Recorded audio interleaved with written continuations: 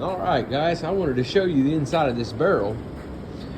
Yeah, right here is where my dust comes in. The dust comes in, and there's a small, short 2x4 right here, about 2, maybe 2.5 inches thick, and then there's one right here, a 2x4. It's the thickness of a 2x4 lengthwise, and then there's a small piece right here. And then I took a 55-gallon. I took a 5-gallon bucket and split it in half. So as my dust is coming through here, it's swirling around this. And you can see down in there just how good it was swirling around. It was doing a real good job of swirling around. And then on top of that, I have this piece of wood. And this sits down in here like this, and I put it just behind where the stuff comes in, so it has to go all the way around before there's a big hole. But it's about a little more than the thickness of my finger, I'd say, all the way around the perimeter on this board, and I routed the edges, and I just put a screw in the center to grab hold of it. And then I've got this board right here cut out to go on top. And there's a board underneath this that sets right down in this little groove right here. It's screwed underneath there. So it sets down in here, and then this board sets on top. And it does a pretty good job. I watched a bunch of different videos, and there's 1,000 ways to do this, and I've tried 4 or 5 different ways, and this one really works pretty good for me. But boy howdy, this thing gets full, it'll start spewing dust out of the hole. I had my bag on here. Let me find my bag. I had my bag on there, and it started spewing out dust, and I noticed my bag, whoops, as you can see, is about 25% full. And I was like, dadgum, I'm throwing up so much wood chips.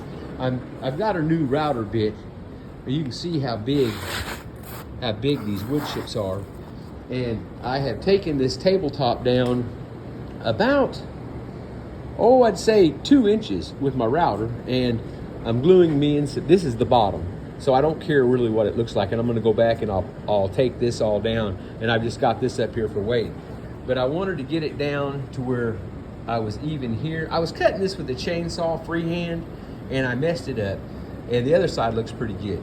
But I wanted to take it down to here, and this right here right now is 3 inches. So by the time everything's said and done, this will probably be about 2 7/8, somewhere in that area, I'm guessing. But it'd be right in that area. But this rotten spot comes all the way over and comes up underneath here, so I just built me some dams, because you won't be able to see any of this from either side when I get through. So I'm gonna let this dry overnight, and I've got this glued in and this other piece back here glued in, and this is level from this side to this side all the way to right here. And after I get these dry and this dry, I'm gonna go back and I'll level them all out. This is just setting up here for weight to help hold that down. But it's coming along pretty good. I'm making one heck of a mess. As usual, I always say half the fun is making the mess. The hard part's cleaning the dead thing up. But as I was routering, the router was throwing my wood chips, over the top of my frame out here on the floor. That's why there's so much down there. It was just getting airborne. But you know what they say, poor boys have poor boy ways, and this is the way I can do this and afford to do this. I don't have thousands of dollars worth of equipment, and I would love to have a sawmill. If I had a sawmill, we wouldn't be dealing with this right now. I'd have already started doing something else. But anyways, I've got all my wood yanked off of this side except for these pieces, and I'm gonna flip it over and take off, probably about 1/16 of an inch to finally get that all level over there, maybe a little bit more, I'm not exactly sure. And then I can let this thing dry. I'll get my bark all cleaned up and finish cleaning it up and get all that kind of stuff done. But yeah, I just thought I'd show you my dust collection over here. I thought that thing it doesn't look like it, but it was really doing a good job. This was plumb full a while ago. I had to take it out and dump it out by the garden, because I'm gonna put it in on top of my garden later on this year. And I'll tell you something else that I learned today. These are 2x6s, and I needed to be able to reach this better, because I was having to go down so far.